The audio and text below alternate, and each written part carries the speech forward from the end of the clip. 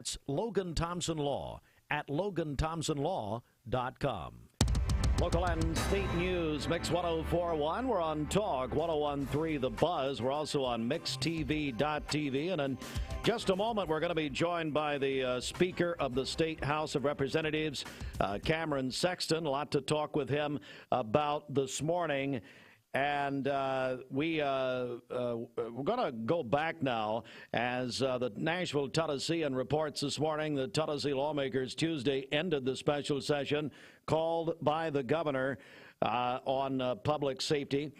In a particularly heated moment yesterday, House Speaker Cameron Sexton and Democratic Representative Justin Pearson, one of the two lawmakers expelled from the House in April, the so-called Tennessee 3, appeared to have a brief physical interaction where both accused each other of shoving moments after the House chamber adjourned.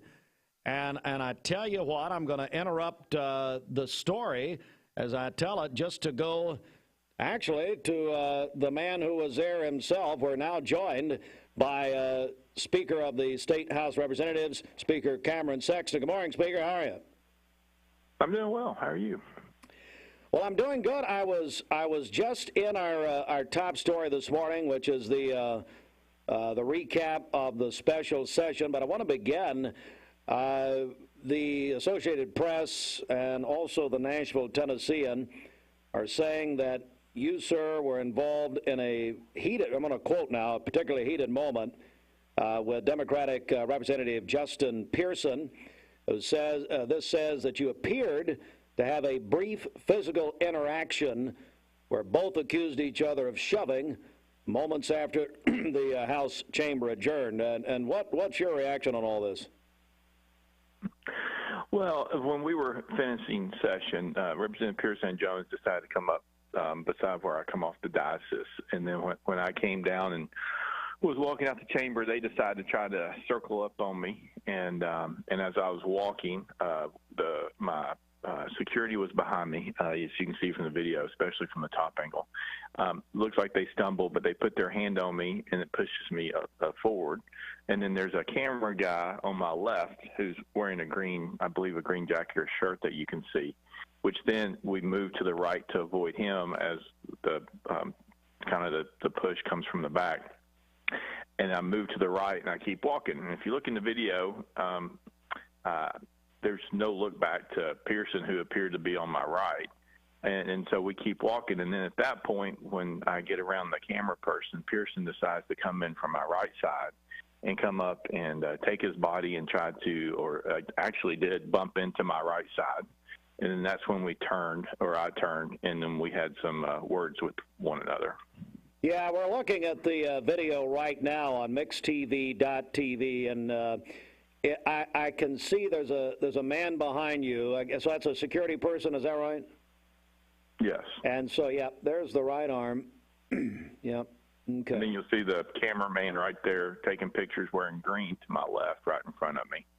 Yeah, we're looking at it right now. We're looking at it right now. And let me get your reaction to this. Also, we're joined by State Speaker, State House Representatives Speaker Cameron Sexton live. Representative Pearson has now said last night he is considering filing charges against you. What do you make of that? I mean, he can give it a shot, I guess. I don't know what charges it would be, but you can see from the video, it doesn't appear I touched him. But, I mean, the thing is sometimes people just want to play the victim, even for their actions. And what is a fact, and you can tell that very clearly, is he comes up and bumps into my right side intentionally. And then that's when I turn and we have some words. So, it's nothing like somebody always wanting to play the victim, even when they're in the wrong. Also, we're joined by Speaker of the House, Cameron Sexton, live from Nashville. Then, apparently, according to the accounts, and let me see here, we had Democratic Representative Justin Jones, another one of the so-called Tennessee 3, later, let's see here, grabbed the Speaker's gavel, your gavel, banged it, yelling, quote, this House is out of order. Tell me about that.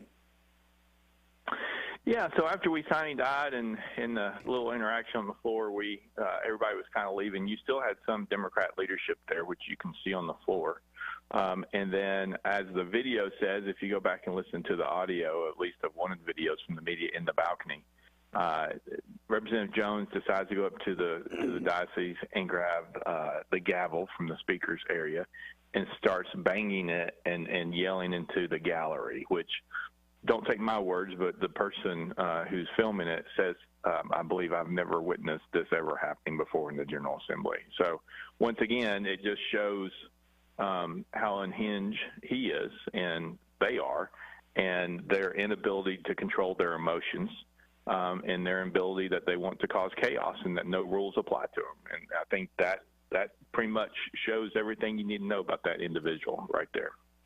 We're joined by Speaker of the State, Speaker of the State House of Representatives, Speaker Cameron Sexton, live from Nashville. I'm going to read the statement the media received from Governor Bill Lee last night as we look back now on what was a nearly 2-week special session called by the governor. He said, quote, "We've made some headway this week.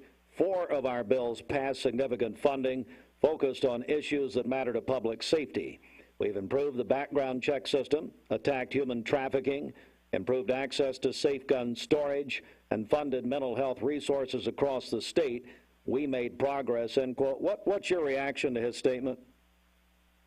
Well, all those things are true. I mean, there is progress that was made. You know, on the House side, we passed some additional bills that we thought would be beneficial.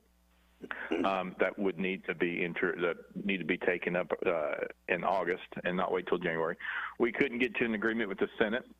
The Senate just wanted to do the 4, and so we had multiple meetings with them. They kept telling us we're not doing anything other than these 4.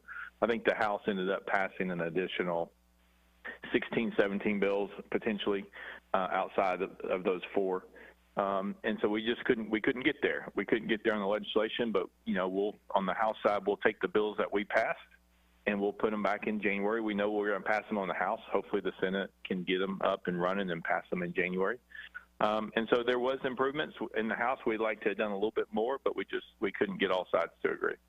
Joined by Speaker of the House, Cameron Sexton. And you and I talked about, I think in our last conversation last Friday, the mental health potential and grant funding, that sort of thing. So lawmakers appropriated $50 million in grant funding to mental health agencies.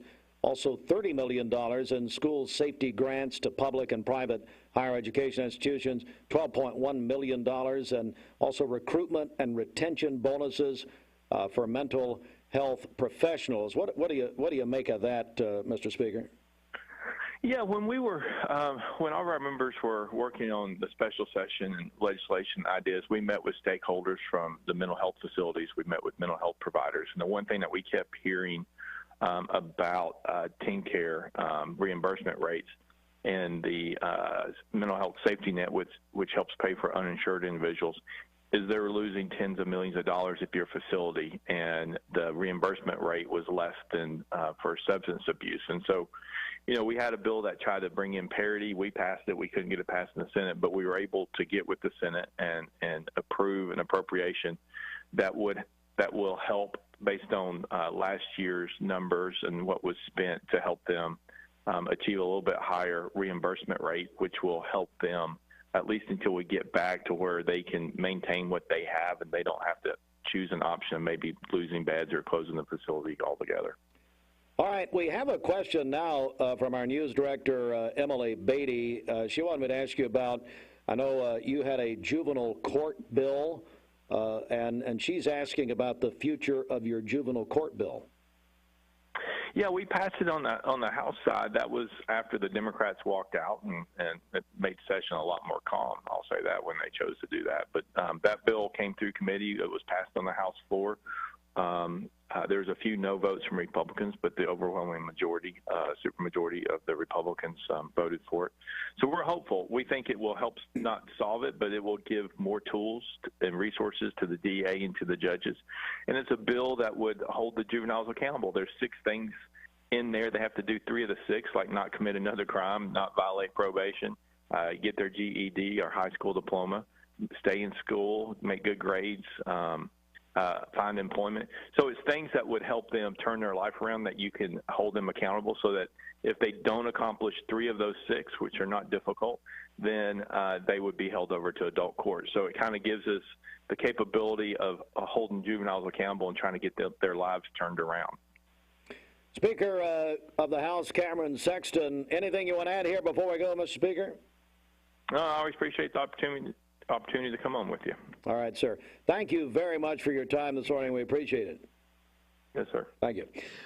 Speaker of the State House of Representatives, Cameron Sexton, with his comments about what was a very heated, Bridget, a very heated moment late yesterday as they ended that special session. So, you know, you worked there. Were you an intern? Is that right? I was, yes. So that's of course, a historic state capitol, beautiful state capitol. Yeah, definitely. Did you ever see it that active when you were there? No, actually, I did not. It was fairly quiet. Are we maybe breaking some new ground? Not an entirely pleasant way at all. Right. But anyway, so if you're just joining us, that was fascinating reaction. Hey, Fruit Loops, you actually did something right, getting that video up on TV. That's pretty good. Yes, that was a great interview. I'm talking about, no, I'm trying, well, passively. Look, I'm trying to compliment you on your interview. And I was trying to compliment you. Job. I was trying to compliment you. And you don't know how to take a compliment. Just say thank you. It's just Super Nice Wednesday. We're just complimenting each other. Bridget, if you'll notice, we're interrupting each other to compliment each other. No, I got that. If you miss that, or if you're listening on the radio, you can go back and see the video. And I mean, you know, you can see for yourself what happened last night. I will say, hey, can you run that one more time, Austin? Because so again, the speaker's contention. Here we go. The speaker's contention is he was pushed into Pearson, Representative Pearson. Maybe one more time. You see the right arm of the guy behind him. That was his security man. That's what he was saying. Of course, I know it's fascinating radio, but right there. So yeah, it looks as if, Bridget, what do you think? Yeah, I agree. I mean, it looks as if he's pushed into by his own security man. Yeah. You know, right there. Okay. Yeah. All right. So, and of course, you know, whatever. It is 16 after the hour, and a man who I believe should be pushed in the back this morning is Mark Shepard. Mark Shepard, Shelter Insurance, 2334 Keith Street, Cleveland. Call 423-339-8777. Good morning. Let's get a check of traffic here. This Don Ledford Cleveland Mixed Highway Patrol report.